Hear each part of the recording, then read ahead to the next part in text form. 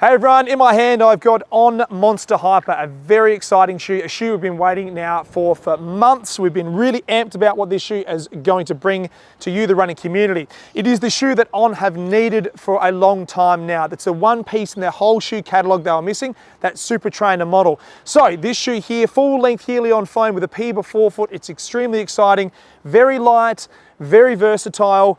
On have got their whole catalogue covered now, from the Eclipse, which is the high stack, right through to the Flow in every shoe in between. Now the Super Trainer category is covered with the Monster Hyper. So I want to give you all the inside goss on this shoe, tell you the statistics that you need to know, a bit of my feedback on how it's performed for me. So let's head back to one of the Run DNA rooms and talk all things Monster Hyper.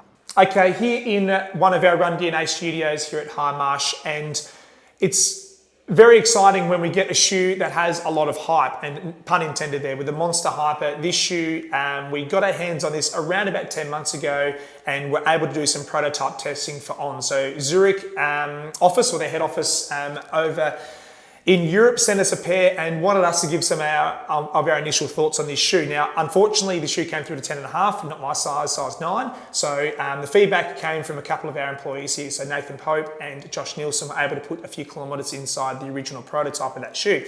Now, since then, On hasn't gone back to the drawing board. They were happy with that design and that model. And what we have in front of us today is the exact replica of that prototype. So first things first, this shoe has quite a different change in the midsole. We'll just talk to that first. So we still have the Cloud Tech technology on place. So you can still see that very recognizable Cloud Tech pods that sort of sit and call out on the midsole part of this shoe.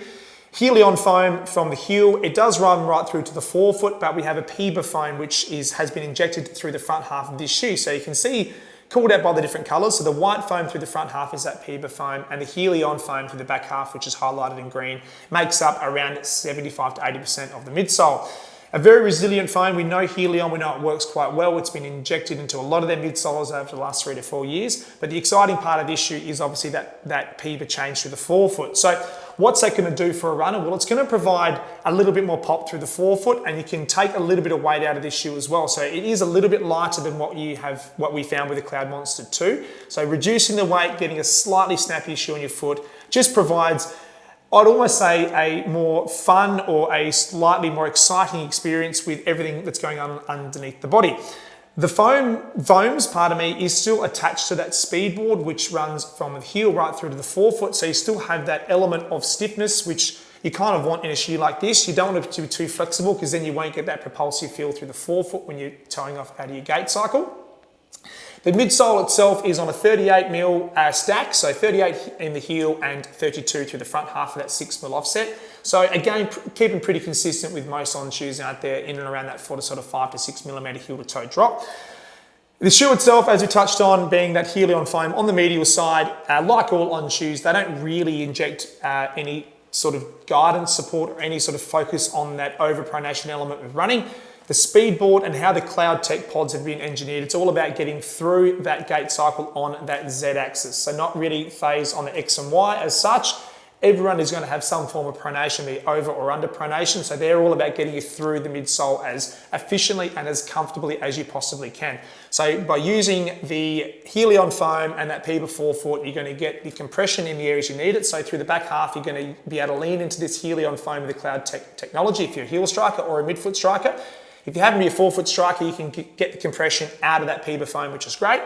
What I've found with this shoe is the shoe itself, jogging, is very comfortable, it's very effortless. So it's a shoe you can take out the door and go for easy runs if you so wish. However, if you wanted to pick the pace up, get to your threshold paces, for me, sitting at 4:15s in this shoe, I found it to get along. I get along better with this shoe than I did jogging. Jogging was still exceptionally comfortable, but when I can put a bit of force through that Piba foam, you get a little bit more out of that midsole, which was a lot of fun and really exciting through your toe off. A couple of other features we need to address. The upper itself is a very light, very breathable engineered mesh, and you expect this with On. We know On shoes, well, I've been a big advocate of their shoes for a number of years now, but the uppers are always exceptional. Rarely do you find an upper that hasn't been executed with absolute precision. Of course, there's some changes and variability with volume within a lot of shoes and all brands, and no different with On. This shoe has a little bit more volume through the forefoot.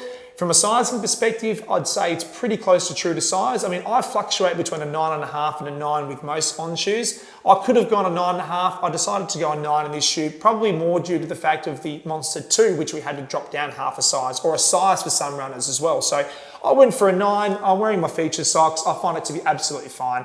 I could have gone a 9.5, but let's just say, call it that. Pretty consistent with sizing.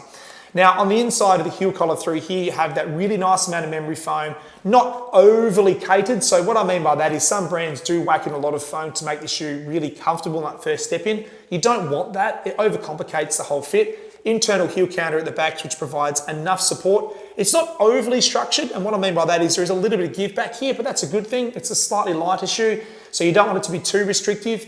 And the memory foam on the inside, plus the material which has been used, is very soft to touch and extremely comfortable. The other thing too I will call out is it do have the extra eyelet. I've gone back to the last hole, probably because there isn't a traditional heel counter as such, so I want a little bit more support. So just coming back to that last eyelet through here just gave me a better lockdown with the overall fit. Gusseted tongue, and the tongue itself is slightly wider than what I have found with like a Stratus or even the Monster 2. So having a little bit more width on the tongue, it just allows for a bit more of a conform fit over the top of your arch. And obviously the gusseted construction just gives you that lockdown and that customized fit, which is really important with dialing in obviously the upper and comfort of a running shoe. Coming to the outsole, the rubber itself has been placed in those hard wearing areas. So the back of the heel through here for your heel strikers. Through the front half, you can see you've got great coverage, and there is a little bit of exposed Helion foam through the forefoot, which is that green foam. So what we found through here is this outsole is going to protect the midsole, again being the asset of this shoe.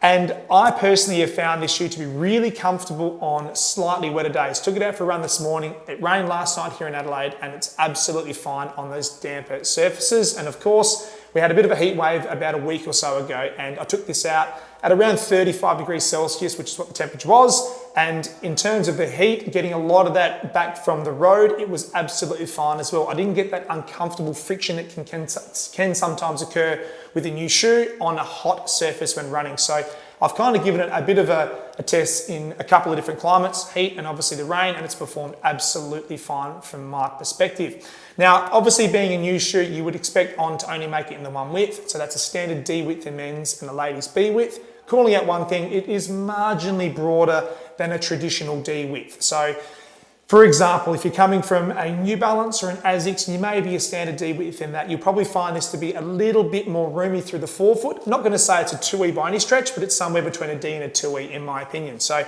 again, I like that because when I'm picking up the pace in a shoe like this, I can actually lean through the forefoot and splay my toes through the front half to really push down and engage that PEBA foam to get exactly what you want out of that front half of this shoe. Incredibly comfortable. I love what this shoe is all about. So this shoe here lands in the first week of April 2024. We've already seen some reviews early released in the Northern Hemisphere.